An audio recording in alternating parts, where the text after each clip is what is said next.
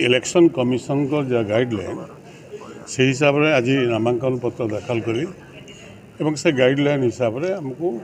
Campaign करा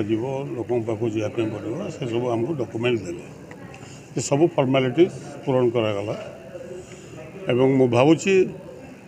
एवं मैदान को जावाक पड़ो लोकों पाखु जावाई पड़ो भोटदाता मान निकट को जावाई पड़ो कह आम आम कथा कहूँ लोकों पाखे पहुँचेबू एवं लोकों विचार पे छाड़ दो। सर आप 15 दिन आगु तो निर्वाचन प्रचार करें कि लोक समर्थन मिलती सर तार ऑब्जर्वर होती आपण मैंने मु निज कथा कौन कहबी मु लोकों पाखु जाऊँगी लोकों समर्थन देखला लोकों को देखला भावुची आम विपुल समर्थन लोकों मिल बोली मु आशा करुँच विश्वास लोकों अच्छी बालेश्वरवासी जो समस्या रही से समस्या को समाधान करिवार रास्ता होची लोकों निष्पत्ति उपर निर्भर करे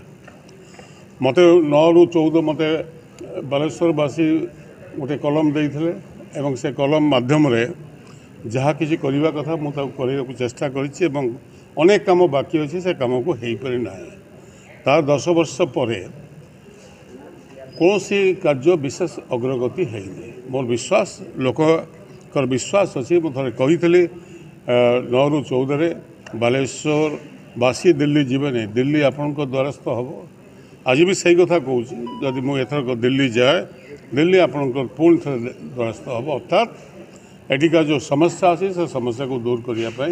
उद्यम कर सर भोटर आप कलम देले जहाँ आम जानूँ केन्द्र बीजेपी सरकार काली तो बीजेपी हो खाली कलम कम केमती करेंगे बीजेपी र2004 मसीह अटल बिहारी वाजपेयी आसुँच प्रचार होता अटल बिहारी वाजपेयी हारते कि नहीं डॉक्टर मनमोहन सिंह सरकार है कि नहीं 3टा फेज इलेक्शन सरिला आपण मैंने रिपोर्ट पाऊे बीजेपी रो जो मेन स्विच बंद है तेणुक देश में इंडिया ब्लॉक रो कांग्रेस नेतृत्व में एक सरकार गठित होगापी जाऊँगी एथे कौन सन्देह नहीं मोर विश्वास 150 ରୁ 200 सीट भितर बीजेपी रही सर 2009 भी आप दिल्ली बालेश्वर सही कथा कहूँ दिल्ली बालेश्वर आसवार अर्थ कौन जे जहाँ संभव मदर हम से कार्य को करा तार हिसाब आपण पाखे अच्छे आपण मैंने जानूे कौन है कौन ना 10 वर्ष भितर लोके पार्लियामेंट को आउ जन को कलम देले पुणी 14 पर 19 मसीह आउ जन को कलम देले एवं लोके कंपेयर कर हाथ में एथर कलम दबा सरकार ये राज्य में भी 25 वर्ष नवीन का सरकार दिल्ली में मोदी सरकार 10 वर्ष उभय भितर बुझामणार सरकार चली कौन होशा गरीबी रे 1 नंबर हो दादन खटार 1 नंबर हो मुंड पिछा आहार भारत वर्ष सब तले एवं जो कम जो होता से ठप मत देखा ये गोटे गछ लगे 25 वर्ष शासन रे एवं 10 वर्ष एमान शासन रे बालेश्वर कौटी कौन गोटे कम कर मत देखा दियो तो कम न करने जदि से भोट देवाई लोक चाहिए चाहिए यदि कम करने अंचल विकास पिला बेकारी पिला समस्या दूर करने आप गोटे अनुष्ठान को जाऊना सीपेट गोटे अनुष्ठान होता 20,000 पिला एम्प्लॉयमेंट पाई मत देखा नवीन पट्टनायक और नरेंद्र मोदी कौटी गोटे एपरी अनुष्ठान कर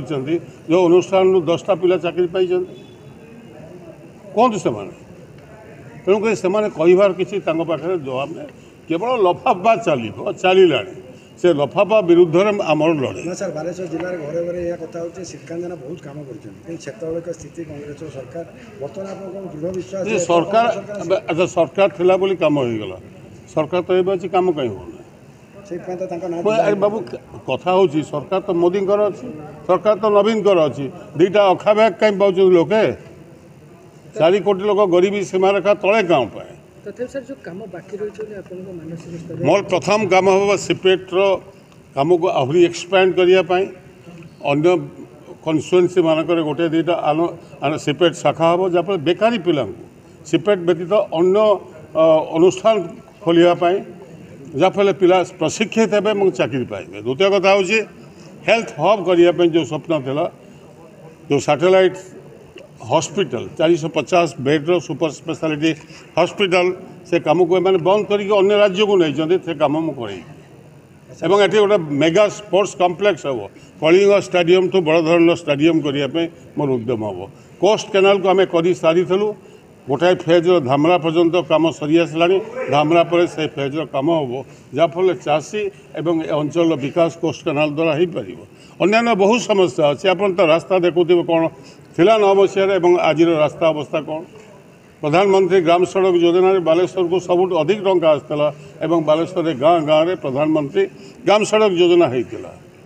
तो तापर ठप 108 आम्बुलांस क्या समय होता मुझे जो एमपी थी से समय भारत सरकार से योजना आरंभ करते